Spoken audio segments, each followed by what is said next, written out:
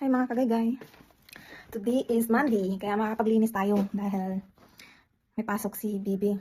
At nandun na kasi mama, pumunta na. Sunduin na naman si Bibi. At kahapon hindi ako nakapaglinis dahil andito lang si mama. Kaya ngayon na naman ako makakapaglinis ulit. At tingnan nyo ang mahiwagang bahay namin. Malinis naman dito sa sala, kailangan lang magwalis, kunting ano lang, pero sa kitchen, hindi ko alam. Kaya titingnan natin. Let's go! Ayan, hindi naman masyado gaano kadumi dito sa sala namin. Kailangan ko lang yan. Ayan, tanggalin yung mga yan. Tsaka konting linis. Tsaka, ito yung minsan namin dito. Nalinisan ko to, diba? Ngayon, hindi masyado madumi. Diba? Tsaka yung mahiwagang kitchen namin. Ayan. Ayan na naman tayo. Tingnan nyo, diba? Grabe ang kalat. Ganyan talaga. Kaya wag na tayong magtaka dahil matanda na si mama. Dito, kanina nagpunas-punas siya. Pero meron pa rin mga ano. Tsaka marami yung hugasan ko. Ayan. Ayan. Ito talaga yung marumi ngayon sa baba. Kailangan talaga linisin, tsaka i-mop. Ayan. Ayan. Ayan mga kagagay, yung una nating lilinisan yung kitchen. Pero magwawalis muna ako dito kasi. Magwalis muna ako bago ako maghugas mamaya. Tsaka mag-mop kung may time pa ako. Kaya mag-start na tayo.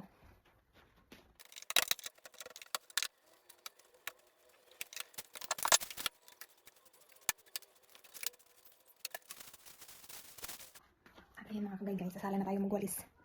Kaya huwag na talaga kayong magtaka kung bakit ganito lagi yung kitchen namin. Dahil matanda na nga si mama. Ang kukulit nyo. Sige, magwalis na tayo dito sa sala.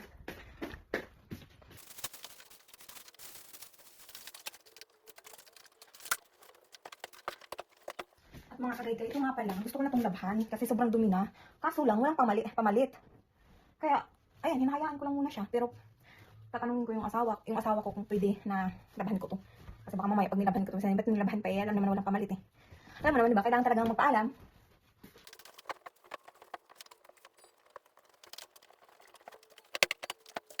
Ayan mga kagay, huwag kayong magsawa manood ng video ko ha. Supportahan nyo ako. Dahil boring dito. Ito lang yung libangan ko. Kaya magwalis na tayo.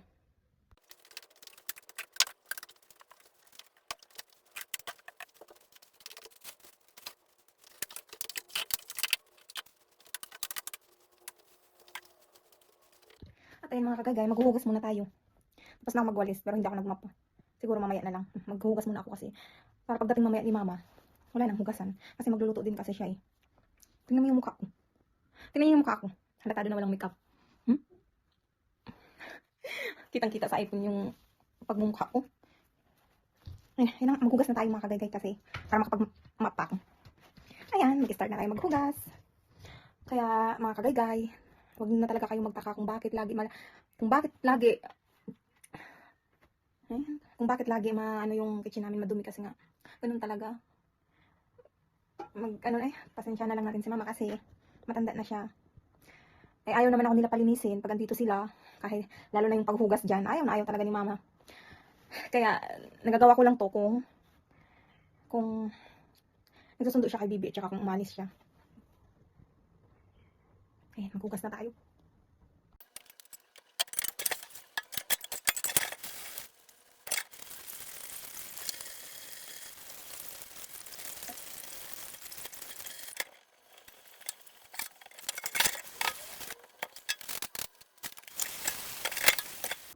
Ang bilis ng oras mga kagaygay.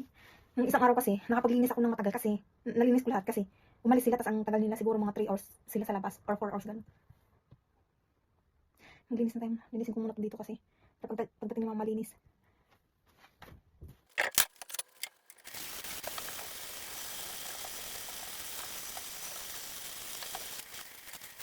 Ayan mga kagaygay, tapos na tayo maglinis. Tsaka maya-maya nandito na yun sila mama, tsaka si Bibi.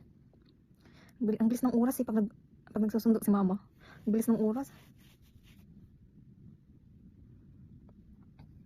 Bukas naman ulit tayo maglinis mga kagagay.